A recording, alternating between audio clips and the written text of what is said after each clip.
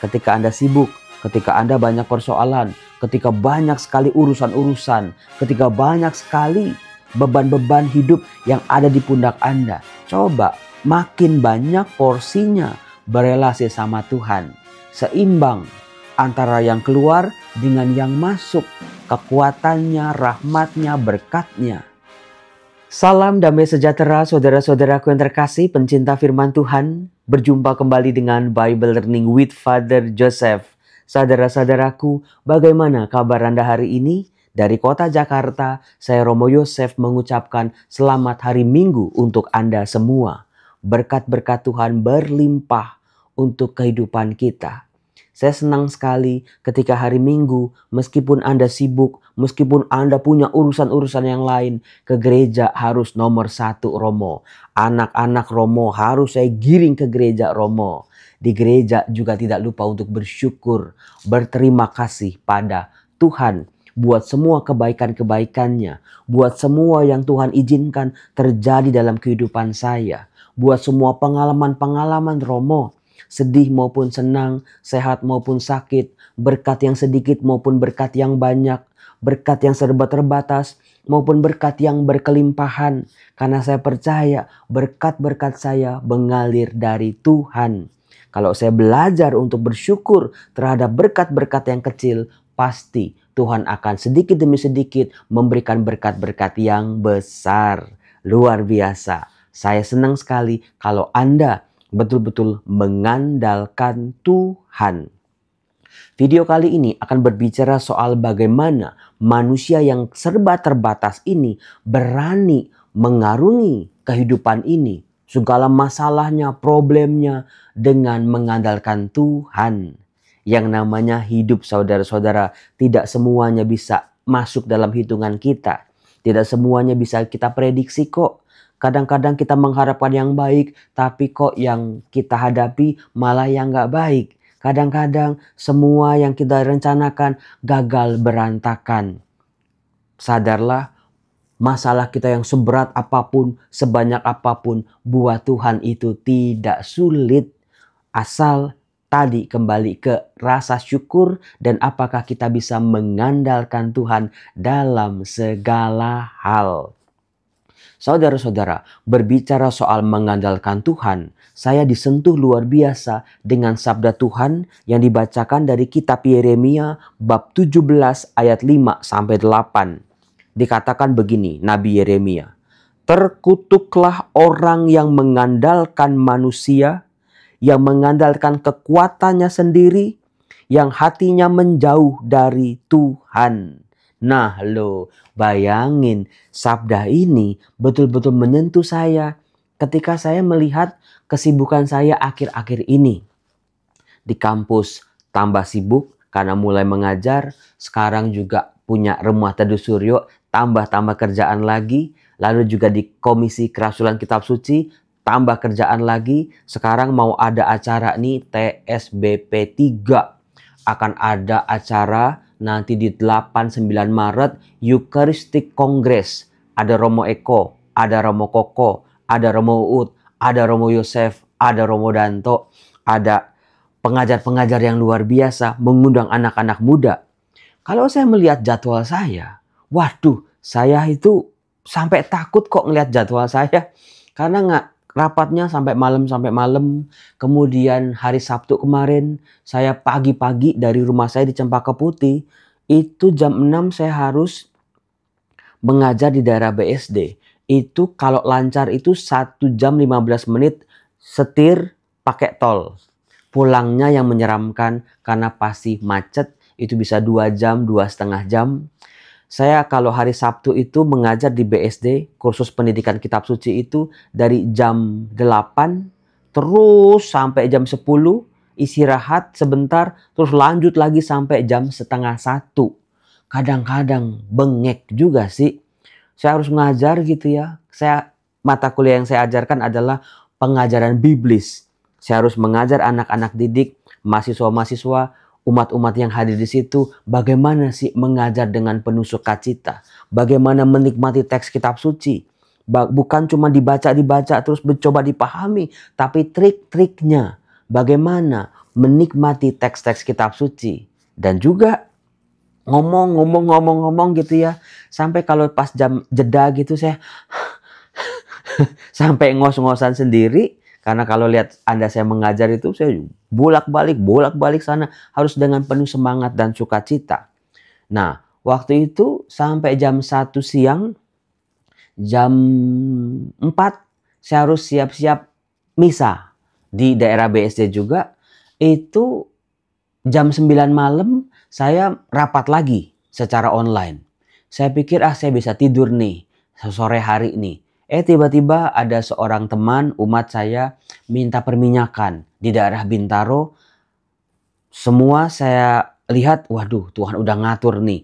Karena kemarin waktu saya bongkar-bongkar tas, kok ada perminyakan orang sakit, belum saya keluarin. Oh ini pasti sudah diatur sama Tuhan.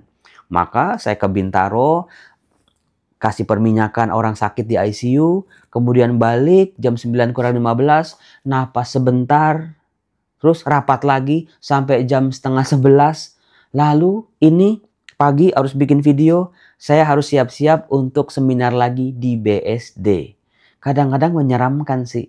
Kadang-kadang saya berpikir, apa sanggup ya? Apa kuat ya? Apa cukup tenaga saya? Apa cukup suara saya ini? Ngomong gak pernah istirahatnya. Tapi disinilah saya belajar dari kekuatan firman Tuhan. Yosef, jangan kamu cuma andalkan kekuatanmu saja. Andalkanlah Tuhan. Tulus, jalani semua dengan penuh sukacita. Jalani semuanya, jangan merengut. Jalani semuanya dengan penuh semangat. Layanilah Tuhan dalam diri orang-orang yang kamu layani ini. Dan luar biasanya saudara-saudara, selalu banyak sekali pertolongan-pertolongan Tuhan yang membuat saya, terima kasih Tuhan, kalau saya mengandalkan Engkau, keputusan saya tidaklah salah. Misalnya, ketika saya kemarin misa di sebuah lingkungan, pesta nama lingkungan ya, di sebuah daerah, mereka semua ternyata kenal sama namanya Rumah Teduh Suryo. Waduh, luar biasa ini. Ternyata pewartaan firman Tuhan dibarengi dengan tindakan-tindakan kasih, tindakan-tindakan charity, tindakan-tindakan pelayanan kepada orang-orang sakit ini sudah banyak dikenal orang.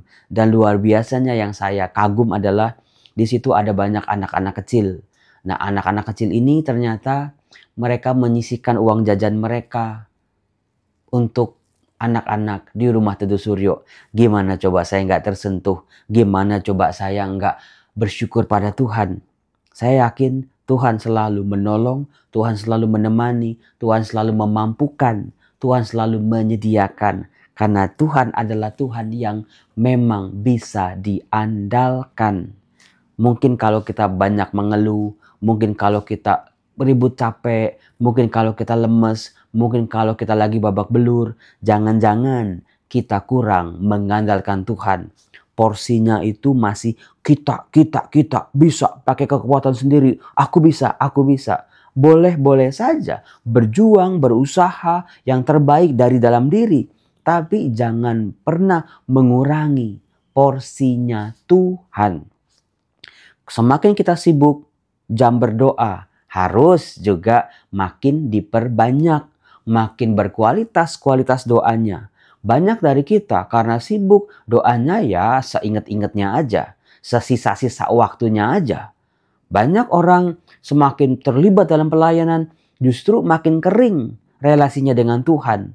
Karena misalnya orang lain bisa berdoa, orang lain bisa kusuk gitu, dia sibuk sana sini, ngurus sana ngurus sini. Itu hati-hati, lama-lama kering. Karena porsi Tuhan lama-lama kita gerus, kita kurangi. Sampai-sampai yang ada adalah cuman mengandalkan kekuatan diri sendiri. Konteks dari nubuat Yeremia sampai dikatakan terkutuklah orang yang mengandalkan manusia, yang mengandalkan kekuatannya sendiri, yang hatinya menjauh dari Tuhan. Pada waktu itu, orang-orang Israel sedang dijajah oleh kerajaan Asyur. Kerajaan utara sudah hancur, terancam hancur, diserang juga sama Asyur.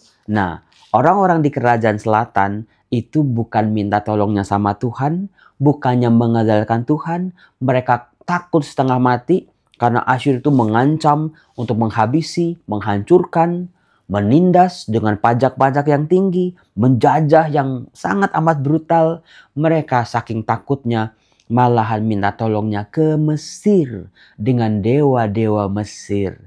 Itulah konteks dari bagaimana nubuat Yeremia. Terkutuklah yang mengandalkan kekuatan manusia, yang mengandalkan kekuatan dirinya sendiri, yang hatinya menjauh dari Tuhan. Maka ketika Anda sibuk, ketika Anda banyak persoalan, ketika banyak sekali urusan-urusan, ketika banyak sekali beban-beban hidup yang ada di pundak Anda, coba makin banyak porsinya berelasi sama Tuhan. Seimbang antara yang keluar dengan yang masuk. Kekuatannya, rahmatnya, berkatnya. Itu trik dari saya. Dikatakan, seperti semak bulus di padang belantara, ia tidak akan mengalami datangnya keadaan baik. Ia akan tinggal di tanah gersang di padang gurun, di padang asin yang tidak berpenduduk. Itu kalau orang mengandalkan dirinya sendiri, mengandalkan kekuatan manusia. Tapi untungnya Yeremia memberikan sebuah pilihan. Ada dua pilihan. Kita mau mengandalkan kekuatan manusia atau mengandalkan kekuatan yang lain. Kekuatan yang mana, Romo? Di ayat 7. Diberkatilah orang yang mengandalkan Tuhan, yang menaruh harapannya pada Tuhan. Ia seperti pohon yang ditanam di tepi air, yang merambatkan akar-akarnya ke tepi batang air, dan tidak mengalami datangnya panas terik.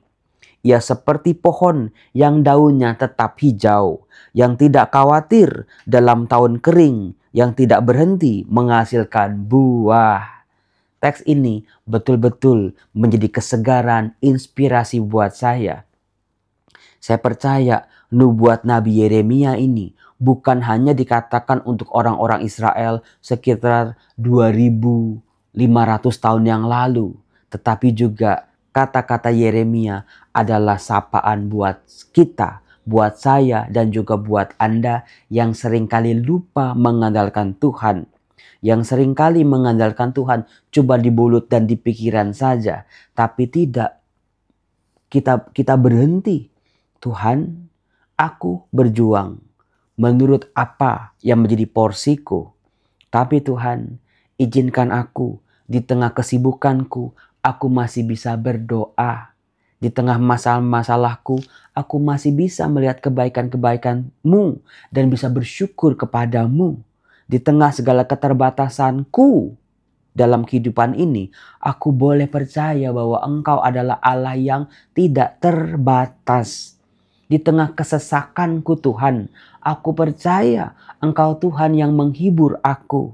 Di tengah kekurangan rejeki, di tengah keterbatasan ekonomi, di tengah segala penindasan, kehancuran yang aku jalani saat ini.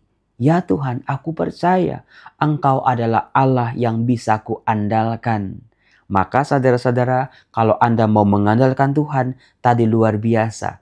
Kita diibaratkan sebuah pohon yang ditanam di tepi aliran air, yang daunnya selalu hijau, akarnya merambat kemana-mana, kokoh, tidak kering, tidak pernah layu, dan buahnya selalu menghasilkan buah yang baik dan berkelimpahan. Apakah Anda mau hidup Anda diberkati?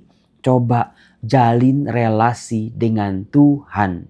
Mengandalkan Tuhan bukan cuma di mulut. Aku tahu kok aku selama ini ngandelin Tuhan. Aku tahu kok aku itu semua Tuhan aku libatkan dalam doa. Tapi kadang-kadang kita terlalu memberikan porsi yang lebih banyak. Porsi manusiawi kita. Tuhan yang kuandalkan, campur tangan Tuhan. Aku percaya seutuhnya Tuhan, tanpa syarat, tanpa batas. Tanpa syarat artinya, Tuhan, kapan doaku dikabulkan? Kapan usahaku lancar? Kapan rezekiku dipulihkan? Tergantung waktumu, tergantung kehendak-Mu Tuhan. Tapi dalam porsiku, aku akan berjuang dengan sebaik mungkin. Itu maksudnya dari mengandalkan Tuhan. Kemudian dikatakan di dalam Mazmur bab 1. Wah, ini Mazmur bab 1 mirip-mirip dengan Yeremia bab 7 tadi. Karena berbicara soal berbahagialah orang yang menaruh kepercayaannya pada Tuhan. Pada siapa kita percaya? Harga emas aja turun naik. Dolar turun naik. Properti, wah nanti kena pajak. Waduh Romo, ngandelin anak belum tentu anak dapat pasangan yang sayang sama mertua.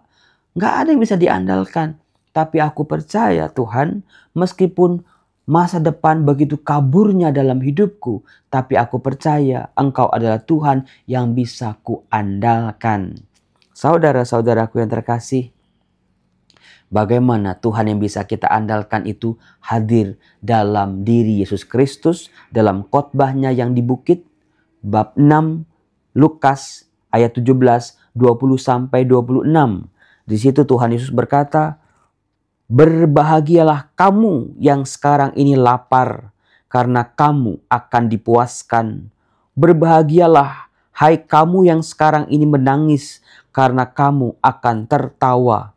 Berbahagialah kamu jika kamu dibenci, dikucilkan, namamu dicela, serta ditolak demi putra manusia. Bersukacitalah pada waktu itu, dan bergembiralah, sebab sesungguhnya upahmu besar di surga." Saudara-saudaraku yang terkasih, keadaan-keadaan yang serba terbatas yang kita sedang alami saat ini bukan menjadi alasan buat kita untuk tidak percaya pada Tuhan. Banyak dari kita, mungkin anak-anak, mungkin pasangan, mungkin orang tua yang sudah menyerah mengandalkan Tuhan. Semoga bacaan hari ini kita diingatkan kembali. Jangan nyerah yuk, tetap andelin Tuhan sampai Tuhan campur tangan. Tetap libatin Tuhan kok dalam segala perjuangan kita. Romo, warung saya sepi, dagangan kayak saya sepi Romo, omset saya menurun Romo. Saya udah berdoa kok, saya udah novena kok, tapi kok nggak dijawab juga. Banyak orang dalam situasi sekarang berhenti untuk mengandalkan Tuhan. Romo, suami saya selingkuh Romo, suami saya nggak bertanggung jawab Romo, nggak menafkahi lagi anak istrinya Romo. Saya udah berdoa supaya dia berubah, tapi kok nggak berubah-berubah Romo. Tetaplah andalkan Tuhan, tetap percaya, tetap berdoa. Romo, saya selalu doain anak-anak saya Romo, tapi kok anak-anak saya gagal lagi. Akhirnya saya capek Romo berdoa dan berhenti, menyerah dan kalah. Disitulah tantangannya, saudara-saudara yang terkasih. Mari sekali lagi andalkan Tuhan mulai hari ini. Sebab kehidupan itu tidak bisa diprediksi. Kalau kita cuma mengandalkan diri kita sendiri, habis pikiran, habis perasaan, habis tenaga, habis sampai-sampai harapannya juga digondol maling. Maka Tuhan Yesus, Engkaulah andalanku. Tuhan Yesus, aku berharap lagi padamu. Kupercayakan semuanya. Aku yakin aku seperti pohon yang ditanam di pinggir aliran sungai. Akarnya, batangnya, daunnya hijau sepanjang musim, bersemi, indah, berbunga, dan pada akhirnya berbuah. Tuhan Yesus, izinkanlah hidupku berbuah. Tuhan Yesus, izinkanlah doa-doaku ini menghasilkan buah yang baik. Izinkan ya Tuhan Yesus, harapan-harapanku pada akhirnya menjadi kenyataan. Izinkan Tuhan Yesus, kalau aku berserah pada kasih-Mu, aku tetap hadirkan Engkau dalam segala lika-liku kehidupanku. Aku percaya hidupku suatu saat nanti akan berbuah. Semuanya milik-Mu, semuanya sesuai dengan kehendak-Mu. Padamu aku percaya. Saudara-saudaraku, saya mau berangkat seminar lagi. Doakan karena dari pagi sampai siang ya.